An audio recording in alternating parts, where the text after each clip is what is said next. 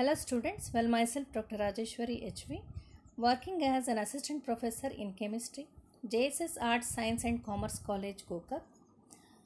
This is my second video on the chapter Electronic Spectrum of BSc final year syllabus 6th semester paper 1. In this video, I will be discussing the topic qualitative description of the selection rules.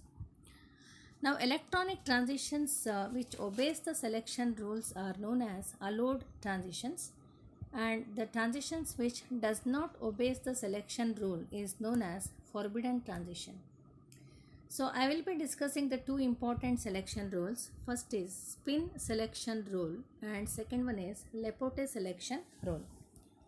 According to spin selection rule, the spin multiplicity must not change during the electronic transition. That is, change in spin multiplicity should be equal to 0. Now, what is the meaning of spin multiplicity? The spin-spin interaction causes the splitting of energy states into 2s plus 1 values. It is known as spin multiplicity of the given energy state. So, hope we have understood the first selection rule. Now, let us know how to calculate the spin multiplicity. The spin multiplicity is given by the expression 2s plus 1 and capital S is equal to total spin, it is n by 2. N is nothing but the number of unpaired electrons.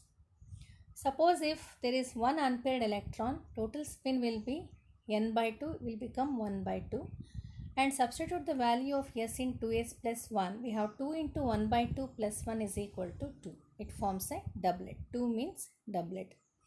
If n is equal to 2, then s is equal to 2 by 2. So 2 and 2 cancels. We have 1. Total spin is 1. And spin multiplicity will be triplet.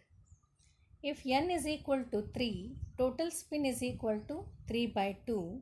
And spin multiplicity will be quartet.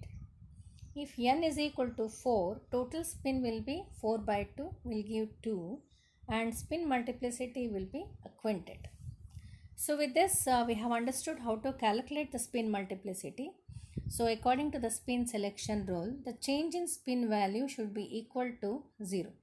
So let us know the meaning of that. So we have a set of selection rules here. Singlet to singlet, doublet to doublet and triplet to triplet are known as allowed transition because the change in spin will be equal to 0 here. Singlet is 1, change is 0. Doublet 2, change is 0. Triplet is 3 and change is 0. Okay. So these are the set of transitions which is obeying the selection rules. Now in the second set, delta S is not equal to 0 here. You can see a singlet to triplet 1 and 3 difference is 2 and 2 and 1 difference is 1, 3 and 1 difference is 2. And all these are known as forbidden transition because it is not obeying the selection rules. Now according to the spin selection rule, the change in spin multiplicity should be 0. So then only we say it is an allowed transition. Okay. Now with this let us move to the second selection rule. It is known as symmetry selection rule or Lepote selection rule. So during an electronic transition, the orbital number must change by plus or minus 1 or 0 or plus or minus 1. That is delta L is equal to 0 or plus or minus 1. Now, what is an orbital quantum number?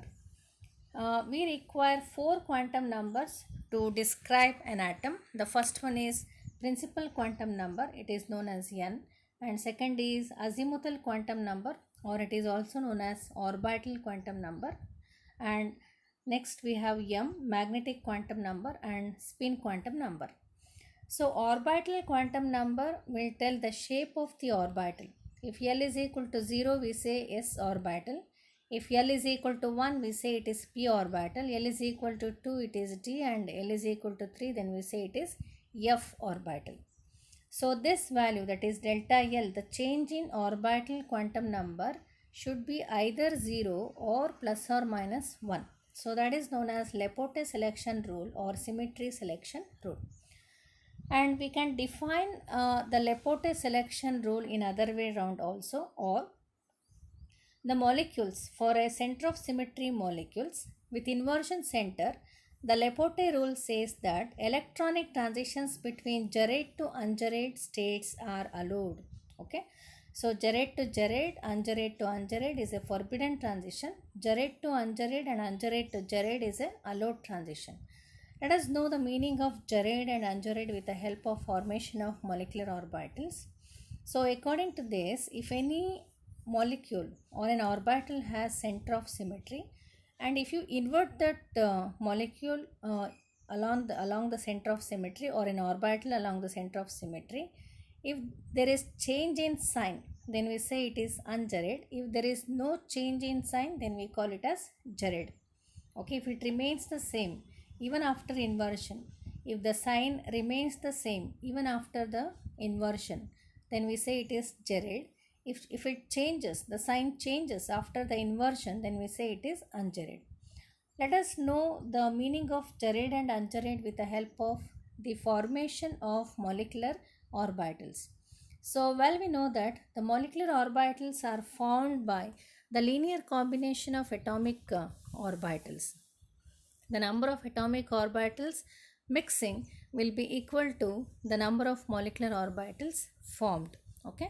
So the constructive interference will give rise to the bonding molecular orbital, and the destructive interference will give rise to antibonding molecular orbital. Okay. So now let us take the first orbital, s orbital with plus wave function, and then we have second orbital, it is also has plus wave function, and now these wave functions are traveling in the same direction. By the sign we can say it is traveling in the same direction. So they get overlapped in a constructive way, and electron density towards the nucleus will be high. It leads to sigma 1s orbital. So now this orbital has center of symmetry. Now invert this using this center of symmetry. So there is no change in sign, positive to positive. It is not changing its sign. That is why this orbital, the bonding sigma 1s orbital is jared, because there is no change in the sign. So jared means it is symmetrical. The symmetrical is also known as jared. Now let us change the sign. So we have 1s orbital. Let us take another orbital with a negative sign, and now both waves are traveling in the opposite direction. There will be destructive interference, and electron density will move away from the nucleus. Okay, so if you invert, this is a nodal plane, it has a center of symmetry. In the antibonding orbital, electron density is away from the nucleus. The resultant orbital will be sigma star 1s, it is antibonding. Now it has center of symmetry. Invert this with a center of symmetry, sign changes, plus to minus or minus to plus. So it is known as unjared, or it is unsymmetrical orbital. So well, let us understand the jared and unjared with the p orbitals also. Let us take a p orbital, 2pz orbital. It is overlapping along the axis 2pz orbital. So with the signs minus and plus, and another orbital minus plus, it is also 2pz. So the lobes are moving along the axis, so it leads to a sigma bond. It is sigma 2pz orbitals will be formed. Okay, and electron density is more towards the nucleus, minus, plus and plus. Okay, so now it has a center of symmetry, and invert this molecule towards the center of symmetry. See the sign change, plus and plus, it is remaining same, plus and plus, and that is why it is known as jared. Jared means symmetrical. Okay, now let us take another example, the example of 2pz with antibonding orbital. Let us change the sign, minus plus, this is also 2pz orbital. It is going to overlap with 2pz. I have reversed the change here, plus and minus. This results in sigma star 2pz orbital, antibonding orbital, and the electron density is moving away from the nucleus. This is the nucleus and it is moving away from the nucleus. Okay, so this results in an antibonding orbital and it has a center of symmetry. Now invert this molecule from the center of symmetry, right? Invert this molecule from the center of symmetry. We can see here this is plus sign, this will be a minus sign here because plus minus, okay. So this is plus sign, this is minus, this will be a plus sign and this is the minus sign. So I will rewrite the shapes of the 2pz orbital. Let us take 2pz once again. 2pz with plus, minus and plus will overlap with another 2pz orbital along the axis. Since the sign conventions are different here, there is destructive overlap and this results in sigma star antibonding 2pz orbital. Okay, and the electron density will move away from the nucleus. This is the nucleus nodal plane, minus, plus, minus, and this will be plus. Now it has a center of symmetry. Invert this from the center of symmetry. We can see it is sign is changing from plus to minus. So the sigma star 2pz orbital is said to be unjarred. It is unsymmetrical. Now let us understand with the 2px orbital with a sideways overlap. So this is 2px orbital with minus and plus sign. Let us take another 2px orbital traveling in the same direction. So there is constructive overlap. It's a nodal plane.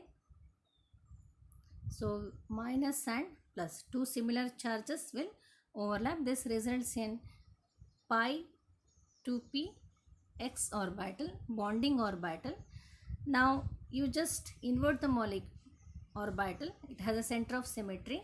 Invert from one end to other end. The sign is changing here. You can see upper lobe has minus charge and lower lobe has plus charge. So the bonding here, the pi bonding orbital is unjarred. It is unsymmetrical. Now let us take the antibonding orbital of 2px.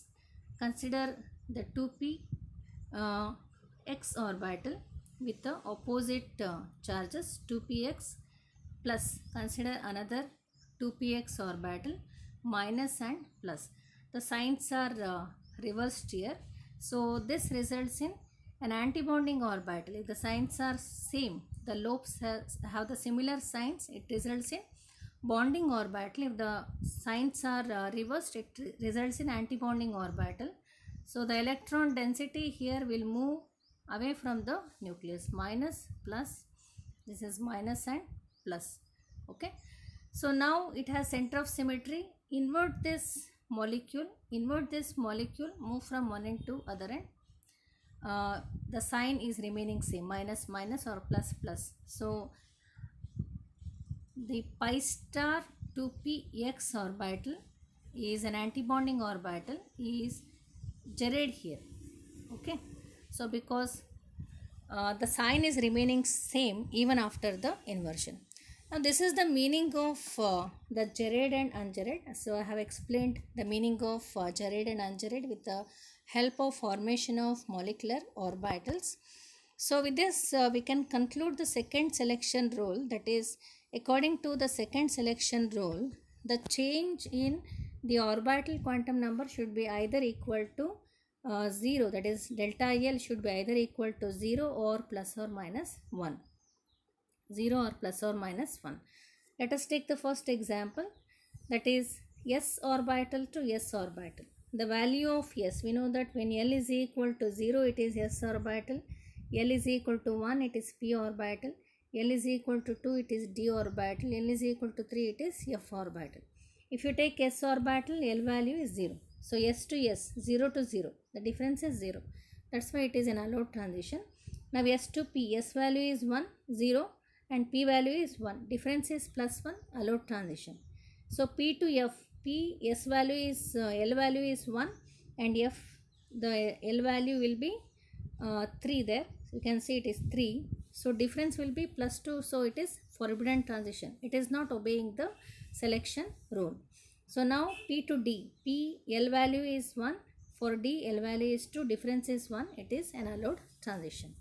So with this we have understood the two selection rules, that is spin allowed transition and Laporte allowed transition. According to the spin selection rule, delta S should be equal to 0 and according to Laporte selection rule, delta L should be either equal to 0 or it should be equal to ±1. So the transitions, the electronic transitions which obeys these selection rules are known as allowed transition, and usually the allowed transitions will be sharp and very intense, and the transition which does not obeys the selection rules are known as forbidden transitions, and forbidden transitions usually are very less intense and broad in nature. So well, with this we have understood the selection rules of electronic transition, and in the next video let us know about Franck-Condon principle. Thank you.